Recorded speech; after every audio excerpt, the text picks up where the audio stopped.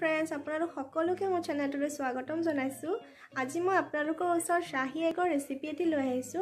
এই ৰেচিপিটো মই অতি সহজভাৱে বনাইছো যাতে আপোনালোকে ঘৰত সহজতে বনাব পাৰে আৰু মই বৰ বেছি ইনগ্ৰেডিয়েন্টৰো ব্যৱহাৰ কৰা নাই, অতি সহজতে উপলব্ধ ইনগ্ৰেডিয়েন্টৰে ব্যৱহাৰ কৰিছো। আহকচোন চাই লওঁ মই কেনেদৰে বনাইছো। এই ৰেচিপিটো বনাবলৈ মই বিলাহী, পিয়াজ, কাজু কেটামান আৰু গাখীৰ লৈছো। প্ৰথমতে মই পেন এখন গৰম কৰি লৈছো, তাত অকণমান তেল দি তেলখিনিও গৰম কৰি লৈছো আৰু সেই তেলতে মই কটা পিয়াজখিনি দি দিছো আৰু সেইখিনি অকণমান দেৰি লৰাই লৈছো। এইখিনি অকণমান ভালদৰে লৰাই লোৱাৰ পিছত মই ইয়াতে কাটি লোৱা বিলাহীখিনিও দি দিম আৰু দুইখিনি ভালদৰে অলপ দেৰি ভাজি ল'ম। বিলাহী আৰু পিয়াজখিনি সোনকালে গলিবলৈ মই ইয়াত অকণমান নিমখ আৰু অকণমান হালধি দি ল'ম। মই নিমখ এতিয়া কমকৈ দিছোঁ, পিছত আমি সোৱাদ অনুযায়ী আৰু অলপ নিমখ দি ল'ম। এতিয়া এইখিনি ভালদৰে অকণমান লৰাই ভাজি ল'ম। এইখিনি যেতিয়া অলপমান কোমল হ'ব ধৰিব, এইখিনি আমি কেৰাহীৰ পৰা নমাই কাঁহী এখনত ভালদৰে ঠাণ্ডা কৰি ল'ম আৰু এইখিনি পেষ্ট বনাই ল'ম। আমি এইখিনি গৰমে গৰমে পেষ্ট নকৰোঁ, ঠাণ্ডা হ'লে এইখিনি আমি পেষ্ট কৰি ল'ম আৰু লগতে কাজুখিনিৰো পেষ্ট কৰি ল'ম। এয়া আমি ইয়াতে কাজুখিনি আৰু বিলাহী আৰু পিঁয়াজৰ পেষ্টখিনি বনাই ল'লোঁ। এতিয়া আমি বিলাহী আৰু পিঁয়াজ ভজা কেৰাহীটোতে ঘি অকণমান দি ঘিখিনি গৰম কৰি ল'ম।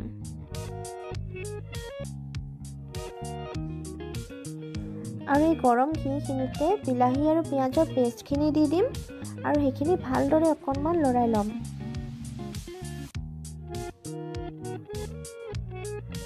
এইখিনি অকণমান লৰাই তাত আমি কাজুৰ পেষ্টখিনিও দি দিম।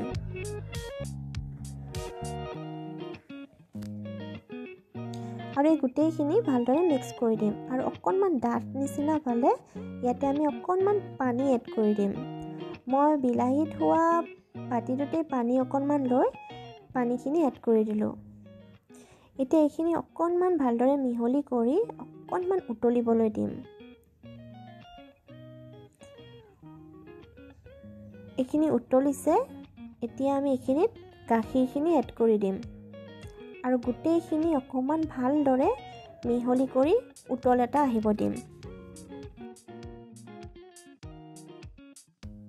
এতিয়া আমি কণী এটা বইল কৰি কণীটোৰ গাত এইদৰে আগ কৰি ল'ম আৰু কণীকেইটা এইদৰে গ্ৰেভিখিনিত দি দিম আৰু উতলি ঘন হ'বলৈ দিম।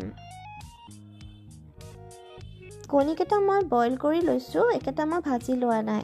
এই গ্ৰেভিত বইল কণীয়ে বেছি সোৱাদ লাগে।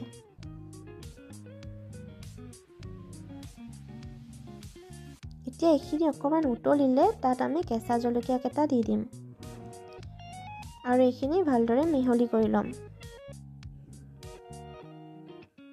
আৰু অকণমান দেৰি ঢাকনিখন লগাই এইখিনি অলপমান ঘন হ'বলৈ দিম।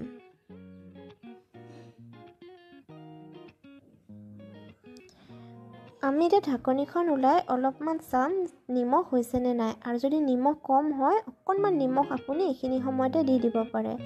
আকৌ নিমখখিনি ভালদৰে মিহলি কৰি এইখিনি অলপ দেৰি ঢাকি থৈ দিব যাতে এইখিনি ঘন হৈ যায়।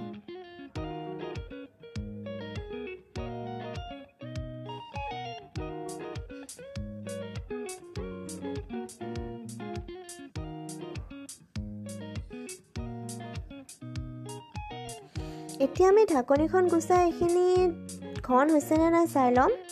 এইখিনি প্ৰায় ঘন হ'বলৈ ধৰিছে, ইয়াতকৈ বেছি আৰু আমি ঘন নকৰোঁ, নহ'লে ঠাণ্ডা হ'লে আৰু বেছি ঘন হৈ যাব।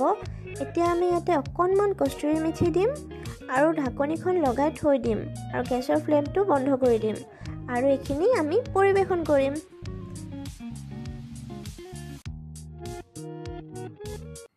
ফ্ৰেণ্ডছ, কেনে পালে ৰেচিপিটো?